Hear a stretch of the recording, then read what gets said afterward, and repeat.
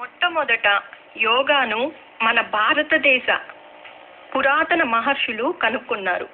వాళ్ళు శరీరాన్ని దృఢంగా ఉంచుకోవడానికి, మనసును అదుపులో పెట్టుకోవడానికి, స్పిరిచువల్గా ప్రాక్టీస్ అవ్వడానికి యోగాను కనుక్కున్నారు. ఋషులంటే ఎవరు? మన పురాతన కాలంలో మన సంస్కృతి సాంప్రదాయాలను కనిపెట్టిన సైంటిస్టులు. యోగా అంటే నిర్వచనం ఏమిటి అంటే, ఆధ్యాత్మిక విషయానికి వస్తే జీవాత్మను పరమాత్మలో కలపడాన్ని యోగము అంటారు. ఇక మన భౌతిక విషయానికి వస్తే శరీరాన్ని మనసుతో కలపడాన్ని యోగము అంటారు. మనం ఇప్పుడు ఆరోగ్యపరంగా చేసే యోగాని హఠయోగా అంటారు. దీనికి మూల పురుషుడు పతంజలి మహర్షి. ఈ యోగా కంప్లీట్ గా సైంటిఫిక్. ఎందుకంటే శరీర భౌతిక శాస్త్రాన్ని అంటే బాడీ ఫిజియాలజీని బట్టి ఇవి వాళ్ళు డిజైన్ చేసుకున్నారు. ప్రస్తుత ఆధునిక జీవన విధానంలో ప్రతి ఒక్కరూ ఎదుర్కొనే సమస్యలు ఏంటంటే శారీరక అనారోగ్యము, మానసిక ఒత్తిడులు. గత 30-40 సంవత్సరాల ముందు రోజుల్ని గమనిస్తే ప్రతి పనిలోనూ వ్యాయామం జరిగిపోతూ ఉండేది. వాటిలోనే దీర్ఘ శ్వాసలు కూడా జరిగిపోతూ ఉండేది. కానీ ఇప్పుడు అన్ని రకాల సౌకర్యాలు వచ్చేసాయి కాబట్టి శరీరానికి తగినంత వ్యాయామం జరగడం లేదు. ముఖ్యంగా మహిళ తన ఆరోగ్యాన్ని కాపాడుకోగలిగితే తన కుటుంబాన్ని కూడా కాపాడుకోగలదు. మహిళలకి ఇప్పుడు ఎక్కువగా వచ్చే సమస్యలు ఏంటంటే బ్యాక్ పెయిన్ కానీ, థైరాయిడ్ సమస్యలు, రక్తహీనత, పీరియడ్స్ ఇర్రెగ్యులర్గా రావడం, గర్భసంచికి సంబంధించిన వ్యాధులు, బాడీ సెన్సిటివ్ కానీ, ఒబెసిటీ, కాల్షియం డెఫిషియన్సీలు ఇవి ఎక్కువగా మహిళల్లో కనిపిస్తున్నాయి. సహజంగా స్త్రీలు మానసికంగా బలహీనంగా ఉంటారు కాబట్టి ఈ శారీరక మానసిక సమస్యలకు సహజ సిద్ధంగానే మన యోగ సాధన చేయడం ద్వారా నివారించవచ్చు.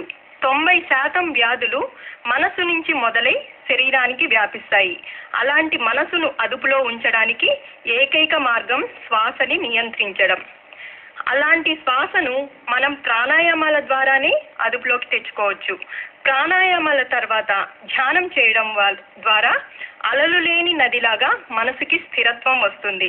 ఎప్పుడైతే మెడిటేషన్ ప్రాణాయామం చేయడం ద్వారా ఏమవుతుందంటే మెదడులోని పిట్యూటరీ గ్లాండ్ యాక్టివేట్ అవుతుంది.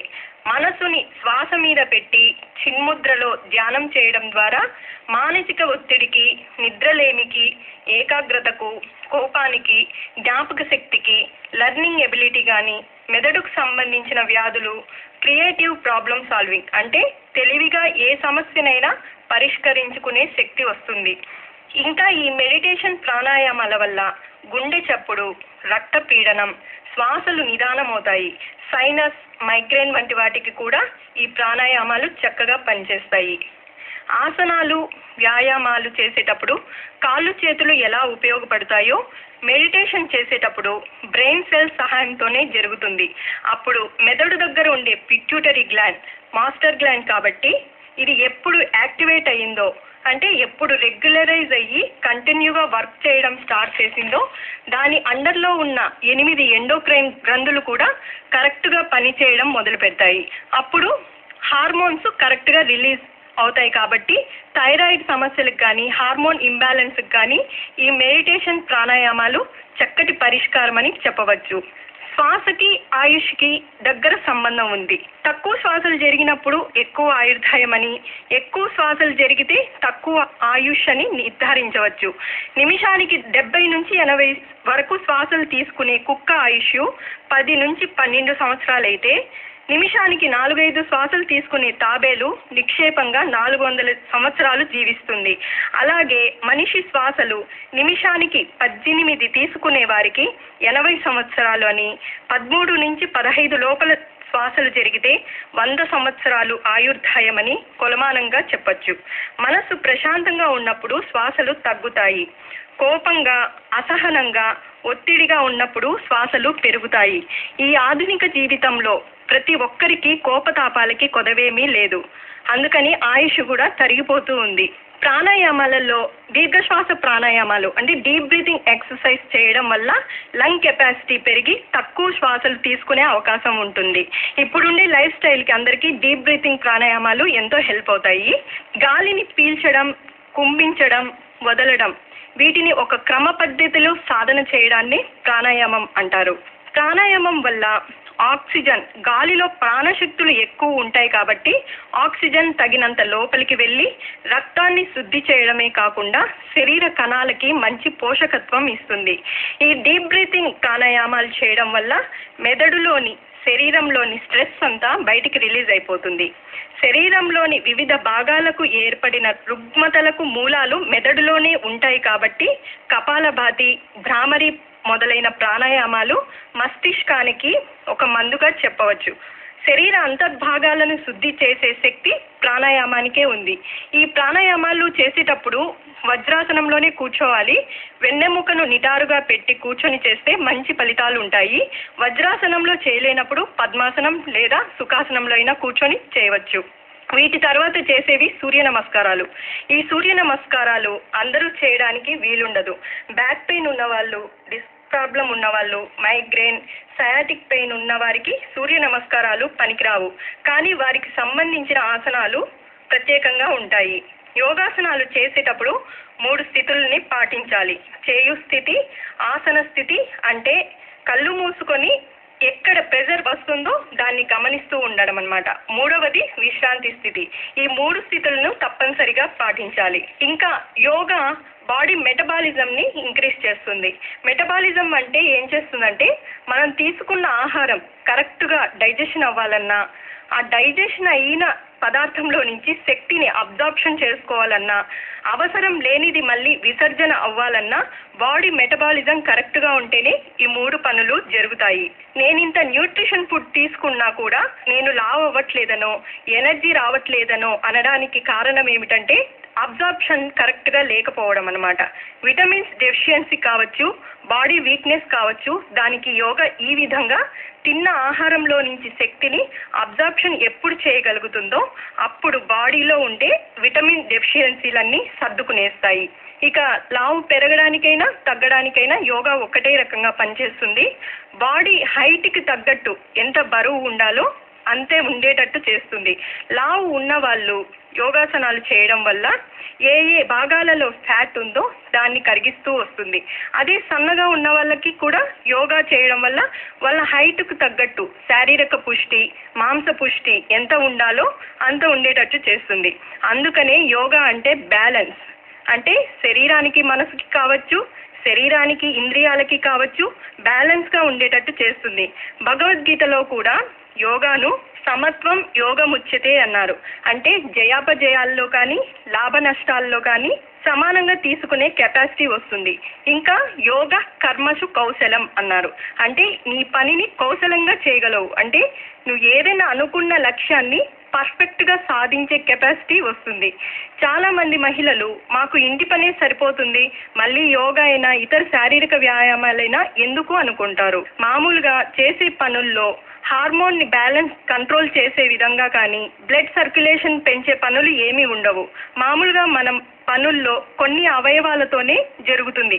కానీ యోగాల్లో అన్ని శరీర భాగాలను వివిధ భంగిమల్లో వంచడం వల్ల రక్త ప్రసరణ జరిగి ఆయా అవయవాలు ఆరోగ్యంగా ఉండి చురుగ్గా పనిచేయగలుగుతాయి.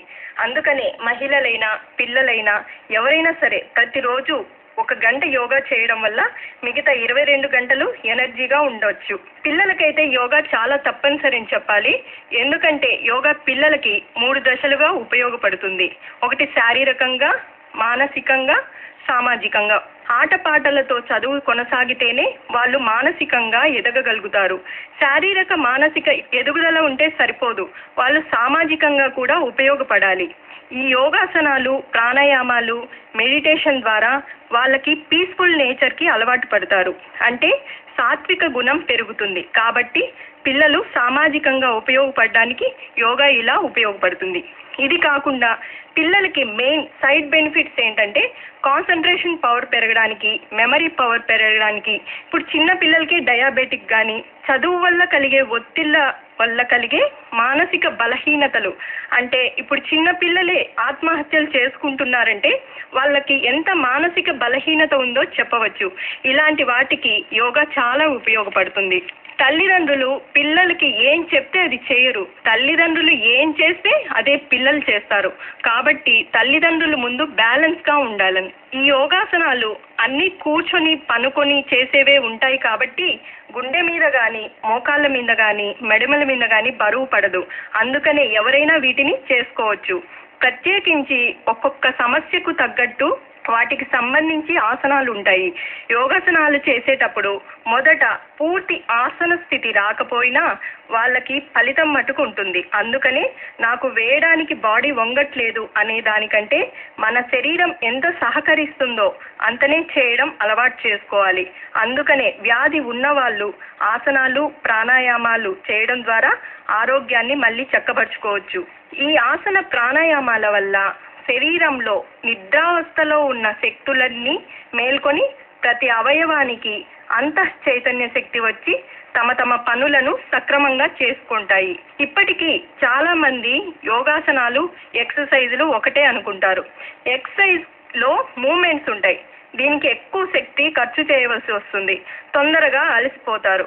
కానీ యోగాసనాలలో ఒక స్థితిలో కొంతసేపు ఉండడం వల్ల ఇంకా ఎనర్జీని గెయిన్ అవుతాము. ఇంకా ఈ యోగాను ఎప్పుడు చేయాలనేది ప్రశ్న. మన శరీరంలో సత్వ రజస్తమో గుణాలు ఎలా ఉంటాయో వాతావరణంలో కూడా సత్వ రజస్తమో గుణాలు ఉంటాయి. ఉదయాన్నే 4 గంటల నుంచి 7 గంటల లోపు, సాయంత్రం 5 గంటల నుంచి 7 గంటల లోపు వాతావరణం కూడా సత్వగుణంతో ఉంటుంది. ఈ సమయాల్లో యోగ సాధన చేసుకుంటే మంచి ఫలితాలు ఉంటాయి. ఖాళీ పొట్టతో ఉన్నప్పుడే యోగ సాధన చేయాలి. ఆహారం తీసుకున్న తర్వాత 4 గంటల వ్యవధి తప్పనిసరిగా ఉండాలి. ఉదయాన్నే చేసేటప్పుడు మలశుద్ధి అయిన తర్వాత చేస్తే ఇంకా మంచి ఫలితాలు ఉంటాయి. శారీరకంగా యోగాని చేసేటప్పుడు శరీరం ముందు సాత్విక స్థితికి రావాలి. ఇప్పుడు యోగాని ఎక్సర్సైజ్ లాగా చేస్తున్నారు కానీ యోగాలో నిజంగా కావలసిన బెనిఫిట్స్ పొందాలంటే శరీరం తప్పనిసరిగా సాత్విక స్థితిలో ఉండాలి. ఇంకొక ముఖ్య విషయం ఏంటంటే యోగ సాధన చేసే ముందు ప్రతి ఒక్కరూ స్నానం చేయడం వల్ల శరీరంలో ఉండే మలినాలు, సోమరితనం అంతా వదిలి శరీరానికి లైట్నెస్ వస్తుంది. ఇంకా ఈ యోగ సాధన చేసేటప్పుడు ఉదయం అయితే సూర్యునికి అభిముఖంగా తూర్పు వైపుకు గాని, సాయంత్రం అయితే పడమటి వైపుకు గాని, ఈ 2 వీలు కానప్పుడు ఉత్తరం వైపుకు మళ్ళీ చేయాల్సి ఉంటుంది. ఎందుకంటే ఉత్తరం వైపున హిమాలయాలు ఉన్నాయి కాబట్టి గురు పరంపర అక్కడి నుంచే మొదలై ఉంటుంది కాబట్టి ఇలాగైనా యోగ సాధన చేసుకోవచ్చు. ఇంకా ప్రతిరోజు ముఖ్యంగా వేసుకునే ఆసనాలు కొన్ని ఉన్నాయి. ఏంటి మత్స్యాసన్, వక్రాసన్, ఉష్ట్రాసన్, గోముఖాసన్, సర్వాంగాసన్, హలాసన్, భుజంగాసన్, సర్పాసన్, యోగ నిద్రాసన్, ధనురాసన్, పవనముక్తాసన్, శలభాసన్. ఇవి ప్రతిరోజు వేసుకోవాల్సిన ముఖ్యమైన ఆసనాలు. అన్ని ఆసనాలు పూర్తయిన తర్వాత ముఖ్యంగా వేసుకోవాల్సింది శవాసన్. దీన్ని ఎనర్జీ ఆసనం అని కూడా అంటారు. ఈ ఆసనంలో ఏముంది అని కొంతమంది నిర్లక్ష్యం చేస్తారు. ఎందుకంటే శవాసనం శాంతిహరం, విశ్రాంతిలో శాంతి, శాంతిహరం చిత్త విశ్రాంతి కారకం. శాంతి అంటే అలసట, అంటే శరీరంలో కలిగే అలసటని, ఒత్తిడిని తగ్గిస్తుంది. చిత్త విశ్రాంతి కారకం అంటే బ్రెయిన్ కి మంచి రిలాక్సేషన్ ఇస్తుంది. అందుకని సమయం లేకపోయినా శవాసనాన్ని తప్పనిసరిగా చేయాలి. ఇంకొక విషయం ఏమిటంటే ఇప్పుడు ప్రతి ఒక్కరికి డైజెషన్ ప్రాబ్లమ్స్ ఉన్నాయి. వాళ్ళే కాదు ఎవరైనా సరే భోజనం చేసిన తర్వాత ఒక 10 నిమిషాలు వజ్రాసనంలో కూర్చోవడం వల్ల ఆహారం తొందరగా జీర్ణం అవ్వడమే కాకుండా పొట్టకు సంబంధించిన సమస్యలు దూరం అవుతాయి. ముఖ్యంగా డయాబెటిక్ ఉన్న వాళ్ళు తప్పనిసరిగా ఈ వజ్రాసనం వేసుకోవడం చాలా మంచిది. ఈ ఆసన ప్రాణాయామాలు చేయలేని స్థితిలో ఉన్న పెద్దవాళ్ళు కానీ, పూర్తి అనారోగ్యంగా ఉన్న వాళ్ళు వీటి ఫలితాలే పొందడానికి ముద్రలు కూడా ఉన్నాయి. ఇవి ఎవరైనా వేసుకోవచ్చు. ఈ ముద్రల్లో ప్రాణముద్ర చాలా ముఖ్యమైనది. ఇది బ్రెయిన్ సెల్స్ ని యాక్టివేట్ చేసి పెరాలసిస్ లక్షణాలని కూడా రాకుండా చేస్తుంది. ఇది ఎలాగంటే ఉంగరం వేలుని, చిటికెన వేలుని బ్రొట్టన వేలుతో కలిపి స్ట్రైట్ గా భుజాలకి సరిసమానంగా ముందుకు చేతుల్ని స్ట్రైట్ గా చాపేసి 1 నుంచి 100 వరకు కౌంట్ చేస్తే ఎంత సమయం పడుతుందో అంతసేపు ఉంచుకొని రిలాక్స్ అవ్వాలి. ముద్రలు చాలా రకాలు ఉన్నాయి. అన్ని చేయలేకపోయినా ఈ ప్రాణముద్ర ఒక్కటి చేసినా శరీరంలోని నాడులన్నీ, ముఖ్యంగా మెదడుకు సంబంధించిన నాడులు యాక్టివేట్ అవ్వడం వల్ల మంచి ఫలితాలు ఉంటాయి. ఇక చివరిగా మన స్పిరిచువల్ సైన్స్ని బయట దేశాల వాళ్ళందరూ గుర్తించి ఫాలో అవుతున్నారు. మన భారతీయులమై ఉండి కూడా మనం నిర్లక్ష్యం చేస్తున్నాము. ఎప్పుడూ యోగా దినోత్సవం రోజు, ఎప్పుడూ అనారోగ్యం కలిగినప్పుడు చూసుకుందాంలే అనుకోకుండా మన జీవన శైలిలో భాగంగా చేసుకొని మానసిక ఆరోగ్యంగా ఉండి వచ్చే తరాల వారికి కూడా ఇది ఒక మంచి లైఫ్ స్టైల్గా అందించాలని ఆశిద్దాం. యోగా సర్వ రోగ నివారిణి, సర్వ సమస్యల పరిష్కారిణి, సర్వశక్తి ప్రదాయిని మన యోగ సాధన.